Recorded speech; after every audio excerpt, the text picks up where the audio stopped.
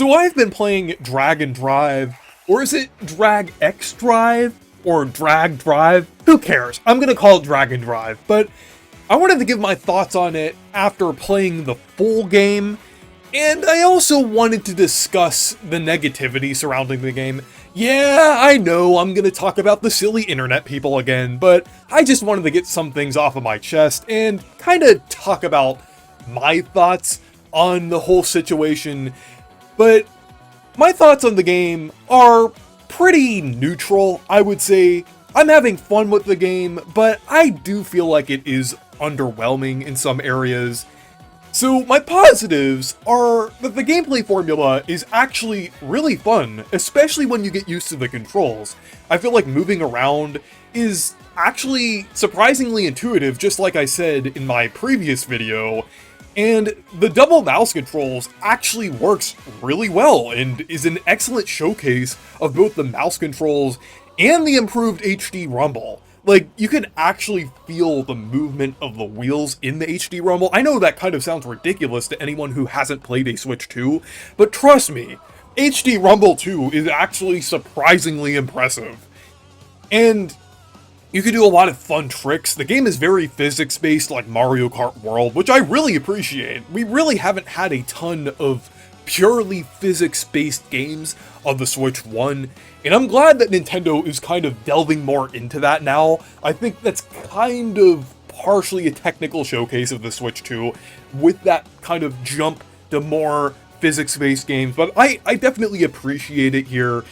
And like I said in my past video, like, shooting hoops, it's kind of like automatic. You kind of just have to face like the basket, so it's kind of fairly easy, I would say. And the mini games and extra modes are pretty fun as well. That's something that the demo didn't have. And you could basically do things like almost kind of similar to Mario Kart's time trials, where you have like preset areas that you kind of have to get high scores in. There's also like little mini games in between like the actual matches with a bunch of people, where there's like different things that you do. There's like a ball that kind of hits down towards the ground. I think it's called like Rebound Rally or something like that, and then like everyone has to kind of dash towards it. For some reason, it kind of reminds me of Shine Thief a little bit from Mario Kart, probably because like the score is determined by like how close you are, which I guess kind of reminds me of like how long someone had the Shine Sprite in Mario Kart. I don't know. It just kind of reminds me of that formula for some reason. But the extra mini games are fun. And it's also quick to hop into a game as well online. I feel like it's a lot better than like other games like Splatoon, where you have to like sit through a bunch of stuff, go through like a hub world and things. No, Drag and Drive, it instantly puts you into the game, even if you even if you're not like ready, I would say. I mean, I guess that's a little bit of a problem at that point, but I kind of like that pick up and play nature in an online game. I kind of appreciate that there. You could also do like a room with friends. And another thing, I know this is the absolute bare minimum, but thankfully it can be played offline. That would be a huge issue if this was like an online only game, because I genuinely hate that practice. I definitely support the stop killing games movement, and I feel like in order to kind of make sure games have longevity, they have to have some sort of online mode preserving the gameplay. And thankfully, Drag and Drive does have that, and it can be played offline. So I am thankful for that, even though that is the absolute bare minimum and shouldn't even be something that is a praise towards the game. I just still think it's worth mentioning anyway, because Nintendo has been doing a lot of weird things lately, and I just wanted to make sure there wasn't too much misinformation surrounding it. But yeah, I wanted to get into my flaws now, because there are a few weird things and a few gripes that I have with this game, because you need a lot of room to play it. I know, like, this isn't really a detriment to, like, the gameplay at all, but it's more about the accessibility of the game. I mean, that's kind of ironic considering that this game is a wheelchair basketball game, but you do need a lot of room to play it. Like, some people have been trying to play it on the floor. When I was playing the demo on my trip to Pennsylvania, I was using like a laptop case and using, like, putting that on my legs, and it was really awkward. But thankfully, I have, like, a really big mouse pad, and I've been using that, like on my desk, because I have, like, a little area where the keyboard can kind of go into. I can kind of pull that out and kind of use my controllers there. I think that actually works pretty well, but yeah, you do need a lot of room to play it. I wish there was, like, some kind of setting you can kind of change it. I'm not sure if, like, your movement depends on the sensitivity, but it would be nice if there were more options there. And another thing that I've already brought up, and a lot of other people, including Demeech, have brought up, is that this game lacks personality. It's not completely soulless, I would say. There is, like, a little bit of charm. You can customize their characters a little bit, but I wish the robot characters looked a bit wackier, and I wish there was a bit of that ARMS and Splatoon-esque world building and lore. I mean, not a ton of it. It doesn't need to be like a 100-hour-long RPG like Xenoblade Chronicles and have just, like, an entire, like, story and different things. It doesn't need that, but, like, just a little bit of world building would have kind of helped the identity of this game. Like, there are, like, a few things saying, like, oh, this is a futuristic sport. It's kind of like a futuristic version of wheelchair basketball. Weirdly, Nintendo doesn't even call it wheelchair basketball. I think that's something that Kit and Krista brought up. That is a bit weird, I would say, because this is, like, the first, like, true wheelchair basketball video game. So it is kind of weird that they don't bring that up there, but, like it would have been nice if there was more, like, lore here, and a bit more connection to, like, wheelchair basketball and everything, even though, like, it is clearly presented that it is wheelchair basketball. Nintendo just refuses to acknowledge that for some reason. I don't know why. Nintendo's just weird like that sometimes. And I feel like it also lacks variety and content as well. I mean, like, for a $20 game, I'm not expecting a ton, but at the very least, they could have done extra themes, like a beach, city, or forest theme, or even a space theme would have worked really well. Like, maybe futuristic takes on each of them, maybe have different obstacles or different terrain on each of these themes. I mean, even something as little, like, different terrain would have worked. Like, if you're doing it on top of ice, it would, like, make the controls feel a lot different. So I think that's kind of a missed opportunity there. I would have liked them to do something like that. So yeah, and then finally, I also think there should have been split-screen multiplayer as well. I mean, yeah, that would be kind of limited to do that, because you would need 2 sets of Joy-Con 2 controllers, but I think they could have made it work. It would have been expensive for people, but I could have still seen that possible to be implemented. It's just a little unfortunate, because I feel like this game totally could have worked with split screen, because you can play it offline, but yeah, it just kind of seems like a limitation of Nintendo being very focused on online for this game. And my final verdict on this is that it's not too bad, but it's also not amazing. I think it's a fun little distraction, and honestly a solid 7 out of 10. $20 is a tad much for this game, but not quite egregious. I would say $10 to $15 is more appropriate. Maybe even include a 3-month subscription for Nintendo Switch Online at $20.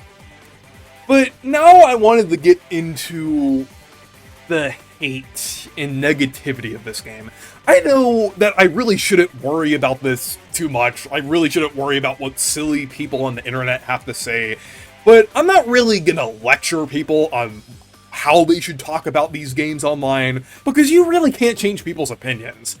But I do feel like the internet does have really high standards for games. Like, if a game is below an 8 out of 10, it is automatically deemed as bad for a lot of people.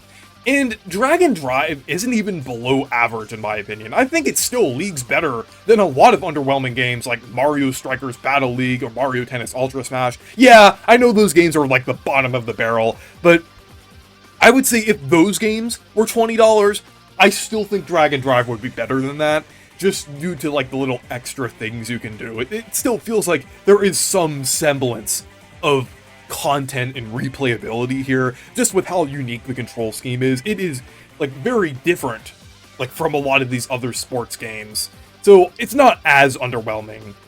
And this game is really just meant to be a smallish eShop game, like Pushmo or Kirby's Dream Buffet.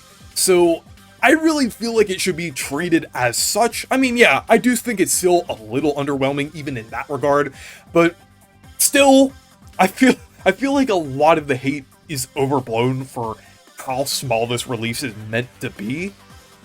And that kind of brings me into my next point, because I feel like if this released in any other era of Nintendo, it wouldn't really get the hate and negativity that it's receiving. Same goes for things like Jamboree TV and other like small distractions releasing on the Switch too.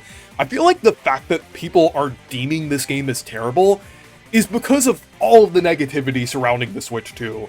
Because anything below great or average, or is even slightly too expensive, is an easy target and the perfect ammo for people trying to find something against Nintendo right now. I might even get some comments under this video saying how I'm a sucker for even buying this game, but I genuinely don't care. Comment away if you want. And another thing I wanted to mention is that I do understand why this negativity exists for the Switch 2. I kind of get it. Like, I've just been thinking about it a lot recently, especially with Dragon Drive, with this negativity and, by extension, toxicity as well. Like, Dragon Drive is a good example of this, but I feel like a lot of this toxicity might have to do with how crappy things are in the world right now. The economy is bad, things in the news are genuinely depressing, and everything is getting more expensive right now, including games, so people are justifiably angry. I think people are just venting that anger towards Nintendo, and by extension, Nintendo fans. And even though that anger is completely understandable, anger can cause people to be irrational, and irrationality turns into toxicity, which can lead people to attack fans rather than criticizing Nintendo itself. I mean, yeah, there is like a lot of hate going towards Nintendo, but I feel like a lot of people are also funneling that hate into fans as well, like looking up like live streams or videos about Mario Kart World or any other Nintendo Switch 2 release, and just like putting a bunch of hate comments on there, or people following grifter channels that are cashing in on that anger and spouting BS. When I say irrational, I don't mean people's opinions on the game being irrational, because I think it's perfectly reasonable to dislike or criticize a game. I think that's perfectly fine if you don't like Dragon Drive or Mario Kart World or Jamboree TV. I just meant irrational in the sense where people are attacking or harassing others for people liking things. And I'm not justifying this toxicity at all. I'm just saying that these people are neither rational nor finding healthy ways to cope with their anger. And I feel like the best thing for people to do, as well as like people watching this video, is to just ignore these people and don't give them any attention, because these people clearly can't be reasoned with.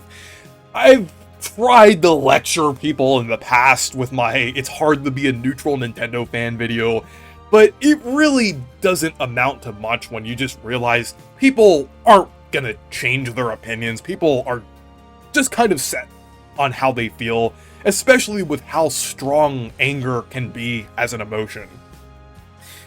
But yeah, that's how my relatively neutral thoughts on a slightly underwhelming game can lead to a whole tangent about Nintendo Switch 2 negativity. It's just kind of crazy how this was kind of the straw that broke the camel's back for me to finally talk about how I truly feel about the negativity of the Nintendo Switch 2. But anyways, thank you guys for watching this video. Make sure to leave a like and subscribe for more. And make sure to check out my Discord server and Blue Sky if you want to. Stay perky!